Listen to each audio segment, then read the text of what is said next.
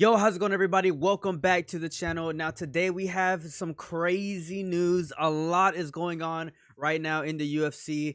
UFC 314 is absolutely stacked. This is a very stacked card. Multiple pieces were moved around today. We got a lot of news and a lot to go over. A very exciting day for everybody out there that just loves MMA. Let's go ahead and start with this image here, which is the lineup for UFC 314. There is some crazy matchups here. We got Jeff Neal taking on Carlos Parates. We got Yair Rodriguez taking on the new signee Patricio Pitbull, a two-time champion in Bellator. We got Michael Chandler taking on Paddy Pimblett in the co-main event. And a fight that I am super excited to watch, which is one of my favorite fighters of all time, Alexander Volkanovski, taking on the very exciting, the young, the hungry Diego Lopes. Now, before we go ahead and talk more about UFC 314, there is some big news that we need to go over very quickly. Of course, we know that Shavkat Rakhmonov was up next to face off against Belal Muhammad, but unfortunately, it looks like he had an injury, which is really unfortunate because, as we all know, Shavkat Rakhmonov is one of those guys that people consider to be the boogeyman in the welterweight division, although some people do feel like he kind of got, fraud checked a little bit against his last fight against Ian Machado Gary, where people were pretty much expecting him to be a lot more dominant. Now, I think that he still had a good performance nonetheless, but he tweeted this a couple of hours ago. He said, "Big thanks to the UFC for offering me the shot at the belt.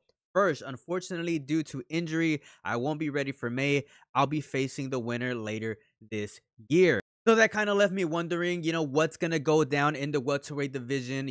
We got answers to those questions a couple of hours later. It does seem like Sean Brady, this guy's been on a tear, had a lot of good performances in the UFC these last couple of years, and definitely is, one of those guys that is going to be moving up in the division. He has an opportunity now to face off the former champion, that being Leon Rocky Edwards, in the new UFC London main event. Now, this is very interesting because, as we all know, Leon Edwards was supposed to face off against Jack Della Maddalena, but now it does seem like Jack Della Maddalena is going to be facing off against Belal Muhammad. Belal Muhammad had this to say about Leon. He said, "Dang, I stole Leon's belt and his opponent." So, yeah, a little bit of trash talking there from Belal Muhammad. I kind of do want Jack Della Maddalena to go in there and beat this guy. Belal Muhammad is 36 years old. Right now would be a great moment for Belal Muhammad to shut down all the haters and to shut down all the trash talk that goes on in the MMA community. If he's able to beat someone like Jack Della Maddalena, who is a younger guy that's obviously in the peak of his prime, I think I would have a newfound respect for someone like Belal Muhammad. How can you not give that guy his props, even though he doesn't have the most entertaining style?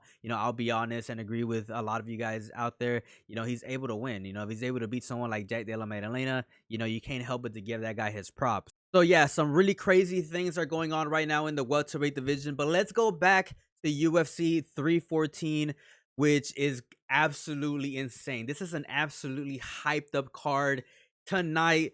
I think that this entire card is going to be very entertaining to watch. We got the former two-division Bellator champion Patricio Pitbull making his UFC debut against Yair Rodriguez at UFC 314 in Miami. Now, this is a very important for Yair Rodriguez because, as we know, he's been a little bit of a slump recently. We've seen him take a couple losses in his career. And for Patricio Pitbull, this is a very important match for him as well because everybody likes to talk mess about other divisions, saying, or not divisions, but other promotions, saying that, the UFC definitely has the best fighters in the world, and Bellator fighters probably wouldn't even do well against UFC level competition. Well, this is the moment that Patricio Pitbull needs to come in and prove all the doubters wrong. A very important fight for both guys. A lot is at stake.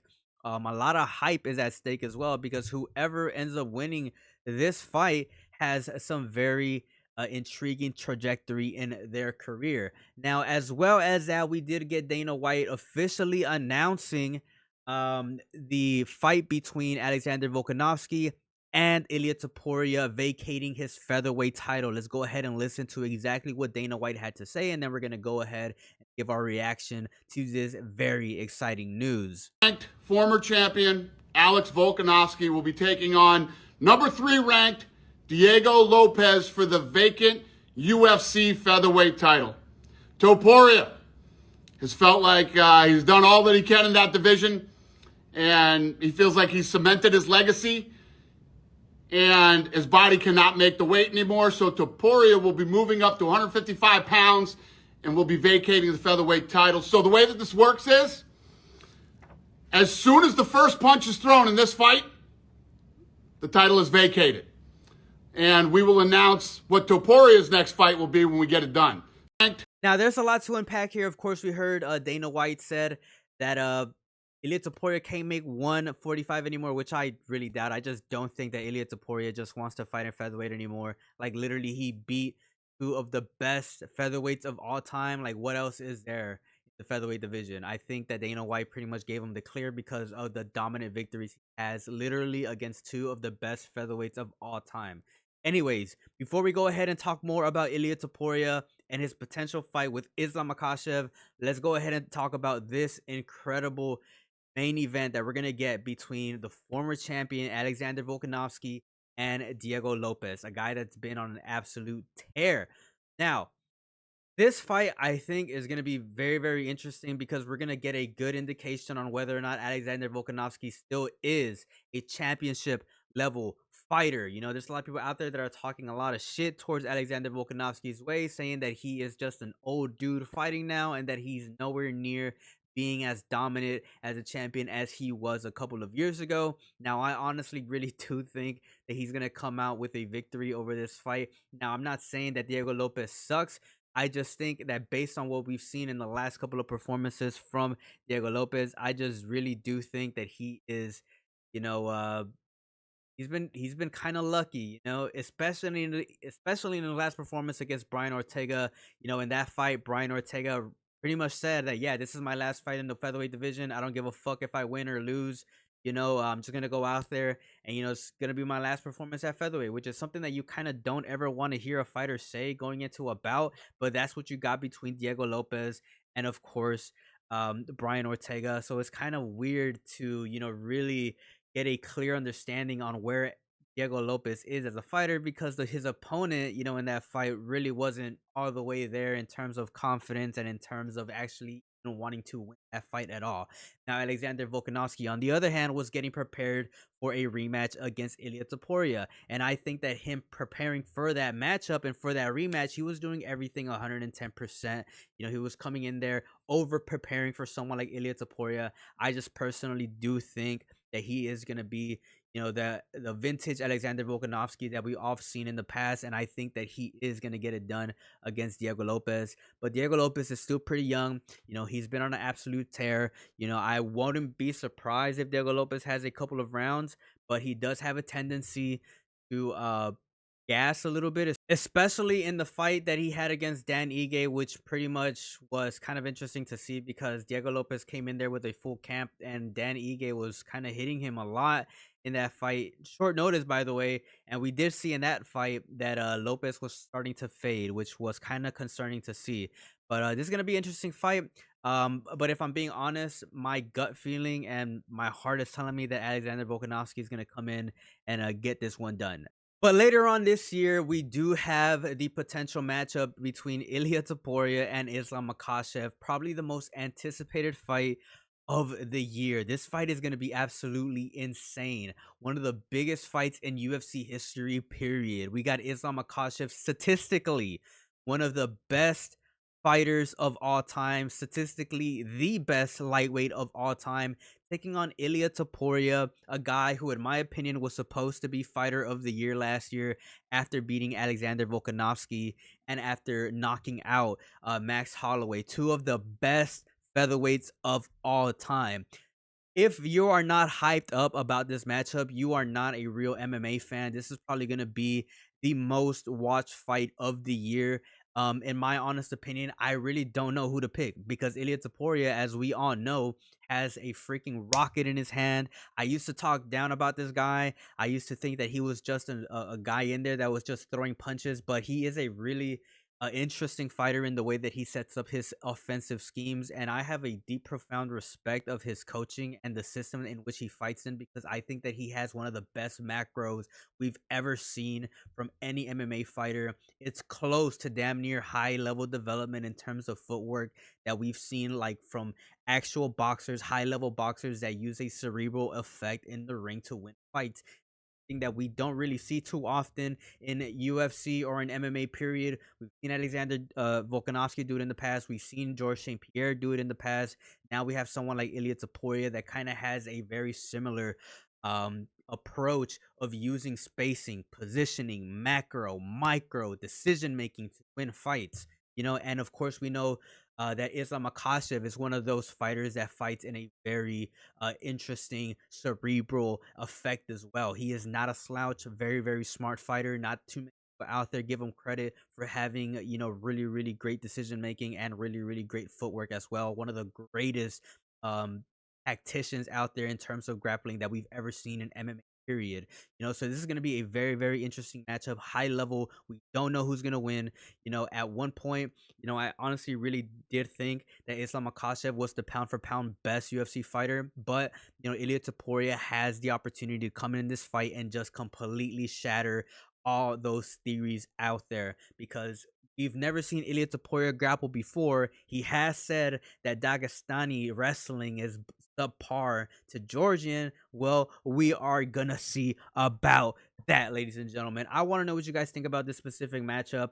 Who do you guys think is most likely to win? Ilia Topuria, of course, at 145 had an crazy power. Imagine what he's able to do at 155. Islam Makhachev, statistically, the best freaking lightweight, the UFC has ever seen. Statistically, and I'm not saying that he's the best ever, but on paper, he is. It's kind of hard to argue against that. But he has a very good system, very good, coach. He's a freaking physical specimen, strong ass dude. I don't know who to pick. I think that this is more of a 50-50 fight. It's a coin flip for me, honestly. But this is one of those fights that I'm definitely gonna be tuned in to watch. I cannot wait for this matchup. For anyone out there who is a fan of combat sports, you need to watch this.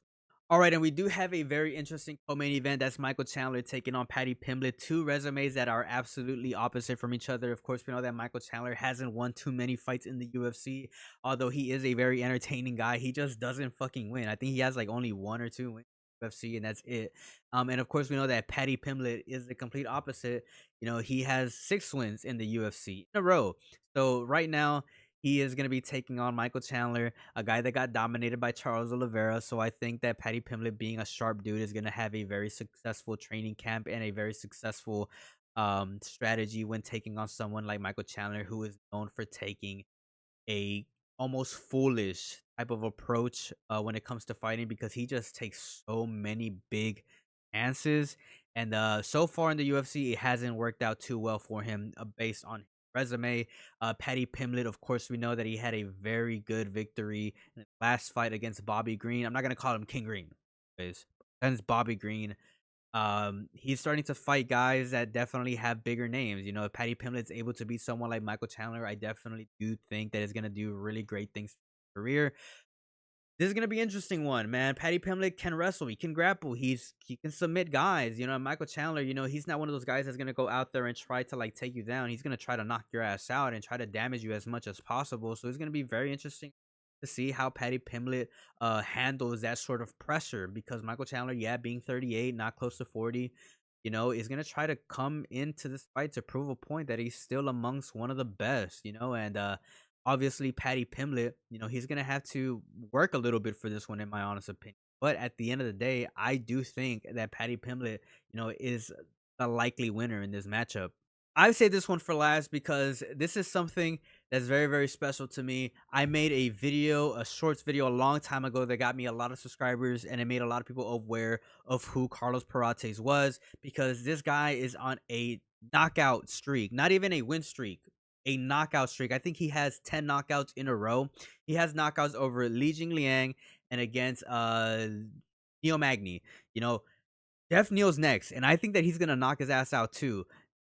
Carlos Parates has Muay Thai tattooed across his chest. He has danger tattooed across his freaking shin. Who does that? A crazy motherfucker. And not just any crazy motherfucker, but a guy that's good fighting in southpaw positions, and something that I talk about all the time. Carlos Parates is one of the few fighters that I've seen in the UFC that actually knows how to fight from a southpaw position, not fight like a dumbass. Carlos Prates is patient, knows how to be a defensive counter fighter, knows how to be an offensive counter fighter. When you're a counter fighter, period, in the southpaw position, you're usually always in a dominant position, and that's something that Carlos Prates has been doing pretty much consistently, especially in his last 10 performances where he's found the positions to get knockouts over his opponents, especially against someone like Li Jing Liang, who was very, very hyped up for a while, and especially against a veteran like Neil Magny. That's not easy to do. UFC level talent is not that easy to knock out. And Carlos Parates is doing it like it's nothing. And I think that Jeff Neal is next. This is a very, very entertaining fight. I think that Carlos Prates could potentially be the next best thing in the welterweight division. If he gets through this one, expect a huge fight coming towards Carlos Prates' way. I think he is maybe 2 wins away from potentially fighting for the title if he can knock out his next couple opponents. But that's pretty much it, ladies and gentlemen. Let me know which fight you guys are most excited to watch. I'll tell you guys mine right now. I am the most excited to watch Alexander Volkanovski take on Diego Lopes. That fight for me, it was like Christmas morning when I'm going to be watching that fight. But let me know what you guys think down in the comment section below. As always, it's a pleasure. Peace out and have a good one.